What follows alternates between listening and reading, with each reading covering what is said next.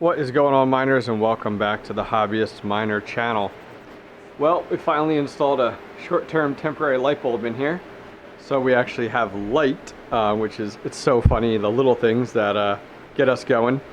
We do install a light switch. I also installed all the electrical in the room, over here. Still have to do the Ethernet, but this is actually my office. This is not supposed to be a mining room with a workbench, but it's getting there. So anyways, today we're here to talk about this guy. Oh, let me turn off this fan here. I think I got a bunch of crosshair going through here. Oh, turn you off. There we go. So this is our Pixie rig. This rig is, it's actually a fun rig here. This is an HP motherboard with just like a i3 in it with 8 gigs of memory that came right out of actually an HP tower. We slapped on a 750 watt Aries game power supply, as well as a solid state drive, 128 gig, and we called it a mining rig. We have two PowerColor R9 380s in this rig, mining Ethereum Classic, anywhere between 18 to 22 mega hash on those. And I've been eager to actually turn this into a 6 GPU R9 rig. Well, I'm excited, because we got some more cards. So we have a Gigabyte R9. There we go. I was like, these fans are not working right. We have another PowerColor R9 380. We have, now this is the Aries Strix R9 380X, as well as the XFX R9 380X. So the rig is going to be made up of 6 total R9 380s. Some of them are the X version, some are not.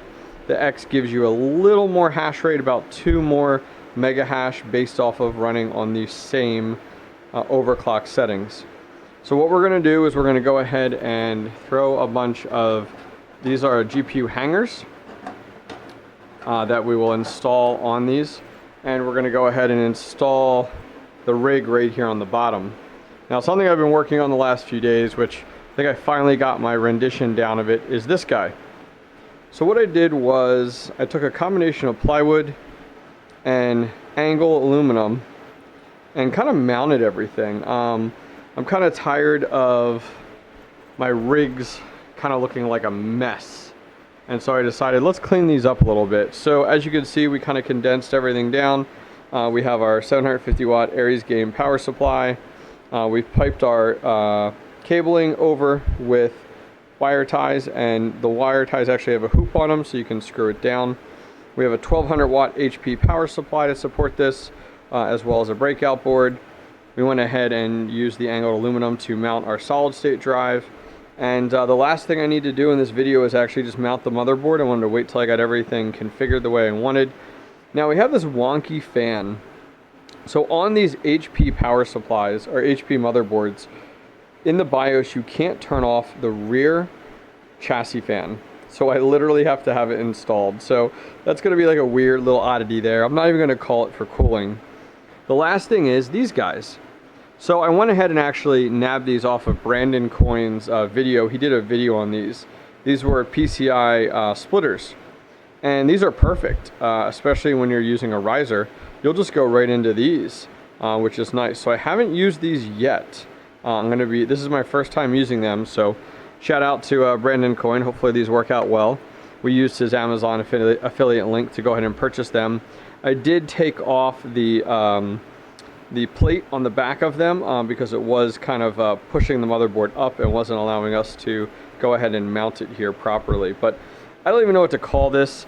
I did a piece of plywood, and I did 2 strips of plywood on each side there to raise it up a little bit, just in case I needed to run any cables underneath of it. But I think it looks pretty dang good. I don't know what your thoughts are, but I think this is a good first step. The second version of this I want to do in the future is I want to find a way to increase and improve airflow through this, especially if we're going to do another one in here. Like this one's going to go on the bottom, and then the cards are going to hang down, but looking at some of these other ones, we really don't want to completely block the airflow. Anyways, guys, next step for me is I'm going to mount the motherboard, and I'm going to take the R9 380s. I'm going to get the GPU hangers on them, get my risers installed, get my power cables installed. So I'll be back here in just a second.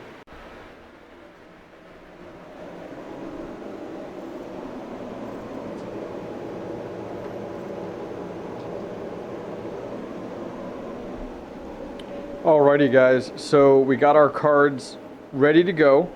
I still need to put 2 more GPU hangers on the rest of these cards here, but these are ready to go. So as you guys can see, each card has a riser, each card has the USB cable, as well as a 6-pin to power the riser.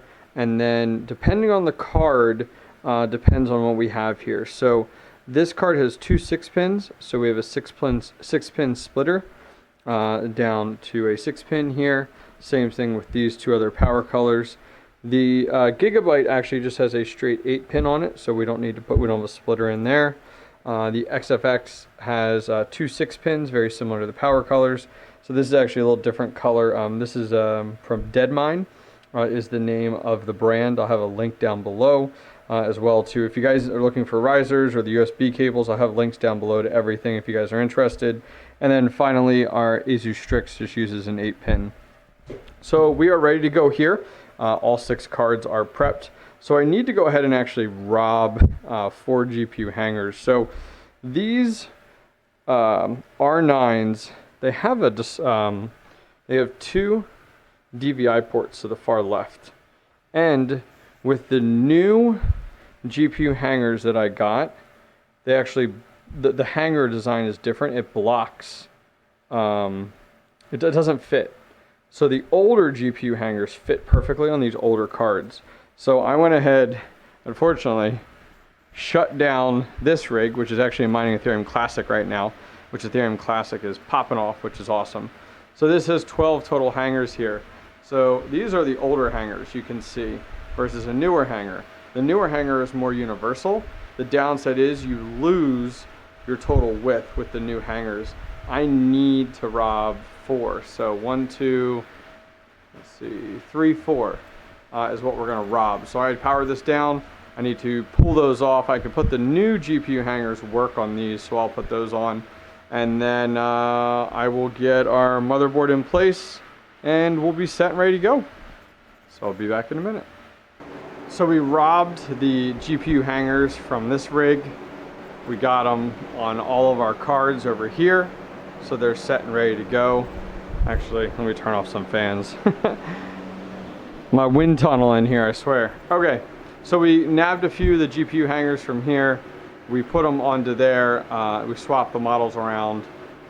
It's really crazy. So like this was one of my first big rigs that I built. And oh my gosh, I look back on the wiring. Complete overkill. I could use half of the wiring that I'm using in there. So can't wait to rebuild this unit in a full, it'll probably take up a full rack here. But anyways, we're good to go. So let's power this unit back on. Get it back up and mining. Gotta take advantage of the current situation with Ethereum Classic right now. And let's go. Come on, hit the button. There we go, cool.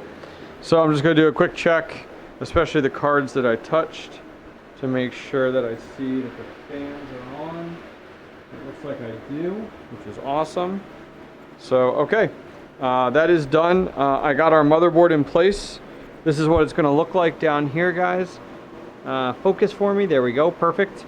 So what I'm gonna do is, without any GPUs plugged in, I'm gonna go ahead and power this up, make sure it shows up in HIVEOS. Then I'll be back and we'll get all of our cards installed, so stay tuned. So this guy is back up and mining Ethereum Classic, love it. And down below here, this guy did boot into HIVEOS. There was actually a HIVEOS update today, a whole bunch of miners actually, so I did do the update and now it's shut down and ready for cards. So I'm gonna take each of these, get them in place, try my best to do some decent cable management. Something I'm learning, and whenever I redo this rack again, I need to put these racks a little bit higher so that the cables are fully extended so that they don't create a rat's nest on the bottom here. Anyways, let me go ahead and do that. It's probably gonna take me a few minutes and then we'll do our first boot. Okay, so we got 3 cards in place so far. The XFX R9, the Asus Strix R9, and the Gigabyte R9 in the back there. So I thought I mean, man, the cabling just drives me nuts. I hate having rat's nest. But I wanted to go ahead and test this with 3 cards. Believe it or not, a great rule of thumb is doing this 1 card at a time, but it's getting late, as it always seems to happen when you're trying to do this. So I'm going to go ahead and got to push these down, make sure that they stay in place. They're not kind of locked in or secured in any good way. So let's go ahead here, power this up. Okay. Ooh, look at that, fancy. Got some LED-ness going on there. Let's make sure our ATX power supply is good. And let's power this up. And we'll give it a minute here and see what we get in HIVEOS. And then we'll add the additional 3 cards. Success. So the 3 cards showed up, which is great, especially because 2 of them are on the one splitter and 1 is on the other splitter. So that's awesome there. So I'm going to go ahead, make sure this is fully powered down, get the other 3 cards installed, and let's take a look and see what this sucker does. Alrighty, ladies and gentlemen, she might not be the prettiest in the fleet, but hey, she's got spunk. These are 6 R9 380s, about half of them are 380Xs, and I think we're done. I think we're ready to boot this sucker up and kind of see how she does, get her configured for Ethereum Classic. So let me get in here and power that up. There we go. And let's make sure our ATX board, there we go. All right, we are on. We have liftoff. So it looks like the WindForce Gigabyte is the only one that actually has LED to it. No surprise there. But other than that, looking good. Let's go ahead and head over to HIVEOS and let's get this sucker configured and get mining. Alrighty, who's excited? This guy's excited. So let's go ahead and take a look and see what we have here. So it looks like we have 2 total 380Xs. The rest of them are 380s, which is 4. I don't have a flight sheet assigned right now. Everybody is kind of configured the same. These settings I actually found pretty good. So each card, when I got it in, I tested it. That's one thing you will find with secondhand cards. Like if you order, like for me, I order a lot from Facebook Marketplace, a lot from Offers Up, and both of those give you 2 days once you get the card to review it and approve it. So it's always good for me to, as soon as I get that card, get it into something and make sure it works as advertised. So that's why a lot of these settings are in here already. We're all configured the same. If we take a look, we are running our core, and I do need to expand this out here so it goes across the board. There we go.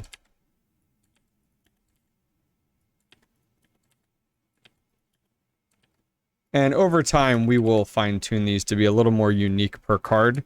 But for right now, I guess I could have just put these individually, like one at a time, but that's okay. This is good. Okay, so core clock, we're running at 950. We have our core state at 2, our core voltage at 850. And that's what I want to play with and try to drop down, because these cards are super power hungry. At least for, power hungry for several-year-old cards. Memory clock 1475, memory state 2, and our fans are at 90. And now we do have the aggressive undervolting selected. Now we could get a little bit more aggressive and look at changing this to a 1 to see if we could drop that down a little bit better for our core state and our memory state. So that's something we'll have to play with. So let me save that. So the other thing I need to do is I need to come in here and look at what each card's memory is and make sure that I make an adjustment for that. So the first one is Hynix. So I want to come in here and make sure that I have Hynix selected, which is a refresh of 30. Second card, Elpidia, which is a refresh of 20. Elpidia, refresh of 20. This one is an El Padilla, so we want a refresh of 20. So make sure you do this, AMD people out there. This is not something that you have to do with NVIDIA. NVIDIA is very much, you kind of want to say it's kind of plug and play. You know, you plug it in, very few settings. Okay, this one's actually Hynix. I think I missed that one there. All right, incorrectly set it. Yep, as I was talking. Okay, and last one is Hynix, so it's 30. Okay. Okay, so all of that is set. Cool.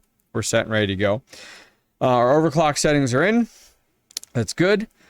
Other than that, I think we're ready to start hashing here. We definitely are going to be mining Ethereum Classic.